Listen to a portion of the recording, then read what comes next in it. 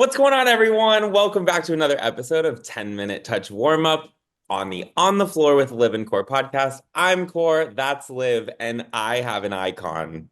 We have an icon with us Did. from LSU. We have the one, the only, Haleigh Bryant. Haleigh, what's happening, girl? I don't know. I'm so excited to be here. I'm so excited to be on this podcast. Oh, thank you. Well, I have to admit, you were the first person to respond to us, so I feel incredibly honored and grateful for, I just have to say it, our friendship. We've I we've love it. really we've really like been around the block and it's so fun that we just get to like gab and hang and talk on here. Hey, I love it. I'm so glad you guys texted me. I'm so excited for this. Heck yeah, heck yeah. So honored. Well, this is just gonna be 10 minutes together and then we'll get a few days together in Fort Worth later this week, Exactly. which is Cannot gonna be wait. the best ever. I have a ton of But fun. okay, here's how this works. I'm about to set a stopwatch timer for 10 minutes. We have 10 minutes to talk about everything under the sun related Okay. to you. So, are you guys ready? Olivia, are you ready? I've done my visualization and my deep breathing, and I'm ready. We're I just ready. I just didn't know what was going to come out of Olivia's Either. I was mouth like, just what are then. you gonna say? I love it. That's amazing. Okay, ready? Set Ready.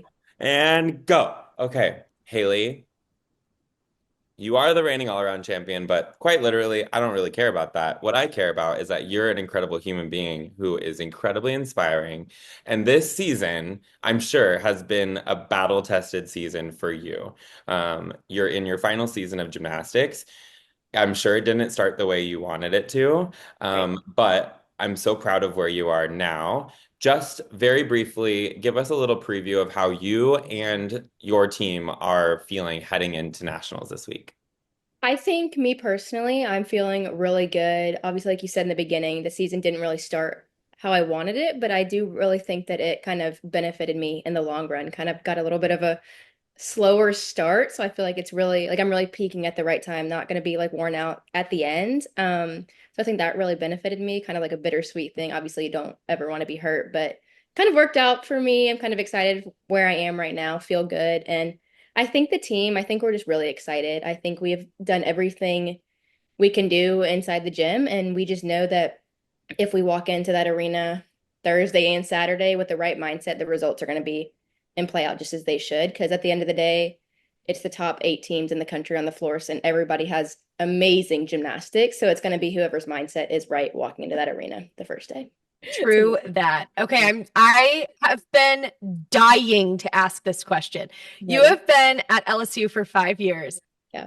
How many crowns have you guys gone through? Oh my goodness. Because I just need to know, is it one crown? Have there been five? Like, what's Oh, the there's a lot. situation here? There is so many. Definitely go through, definitely been a different one every single year. At the beginning of the year, we get a new one every single time. But sometimes when we get a little too excited, like adrenaline's rolling, we're just like jumping up and down, they break. So like at SEC, we had the same one up until SECs. And then at the vault rotation, we were banging on the podium and then the crown like flies and then it breaks. So we try to keep the same one every single season, but some things happen and then we just get something else and roll with it. But no, there's been a different one every single year. The The crown crowns go broke. through wear and tear. I Oh love yeah. it. Heck yeah. Wait, this is Okay, Oh, like how many times does it get stuck in your hair? oh, all the time. Like, and Jay's tried so many times to like take the little like pieces like off or like to like super glue them so they're not as like pointy, but every single time it's gonna get stuck in somebody's hair. So we just kind of work with it and keep going. the team effort on this crown is absolutely Oh, incredible. To know that like Jay is at home, like making sure the crown is uh in peak condition to make exactly. sure He's that like sitting we on his couch, super gluing the end. I can see it. I Yeah, can see it. He's probably like right now, he's probably watching the Masters exactly. and like making sure Sitting that the outside and crown is making sure it's perfect. it's incredible. It's amazing. It's great. Okay, I have a question for you. I want to know on your team, you guys have some amazing human beings Oh yeah, the best. in that locker room. But to you, who is the most inspiring teammate of yours? And you can name a couple if you want, but who really gets you going and keeps the mood right for the LSU Tigers? I think the first person I'm gonna say is Connor.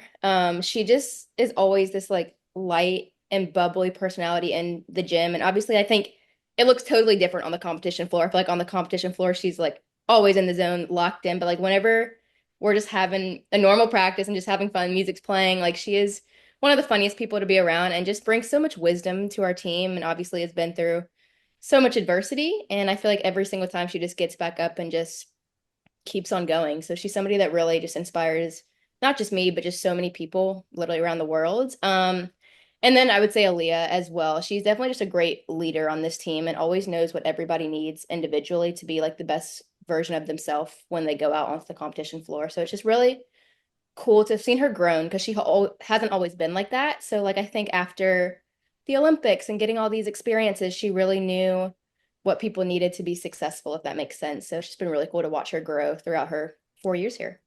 I feel like you've grown so much as well. I mean, you came in as a freshman and you were, hit the ground running, but you're now going into your last competition, no matter what the results are. This is your last competition. Exactly. And so as you kind of think about, what comes next for you and what you want to do this weekend, how are you looking at this weekend, first of all, from like a you perspective of just knowing this is Yeah. it for your career? And then also what you're thinking about, post graduation for Haleigh Bryant, like what's next for you? For sure. I think just going into this coming weekend or next weekend, wherever we are in the week now, I'm just really excited. I think I just want to enjoy the moment and just kind of take it all in, engage with the fans, engage with the team, all teams really, just because like I've done this sport for 20 years and I've been at this university for 5, and no matter what the result's going to be, no matter if we come out on top, if we lose, whatever, like I'm just going to know we finished with no regrets. And I think that's something that's really important to me and something that Jay's been saying the whole time, just to do everything that we can. And then at the end, look up and see where the result is and just know that we left with no regrets. So that really just to take it all in and just enjoy it. And then post graduation, I'm getting my master's in sport management, so I will graduate this August. And I kind of plan to stay in Baton Rouge a little bit, kind of just do some like little paid internships, kind of like with our athletic director or something around those in that kind of building, in the admin building. But at the end of the day, I really want to coach college gymnastics. So kind of wherever I end up, I'm not really like set on LSU. Like I will go anywhere. And I think I'm just really excited to see what opportunities come about.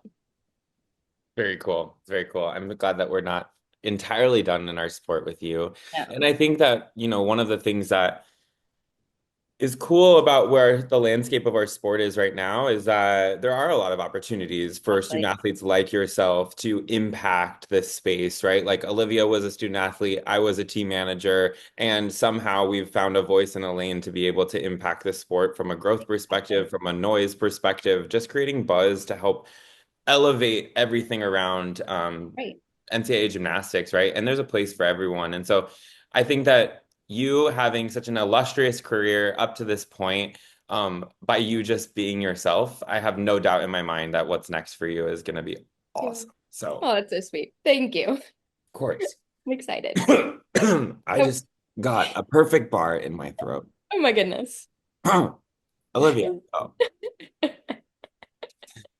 Okay, when was the last time you back tumbled? Because I think what's so unique Oh my about goodness. you that a lot of young gymnasts can relate to is fears, and potentially they could think, oh, if I can't tumble backwards, I can't go forward in my career. But you've totally shattered that for so Yeah. many young women and men. So tell us, when was the last time you back tumbled? And before you Yeah. retire, what do we do again?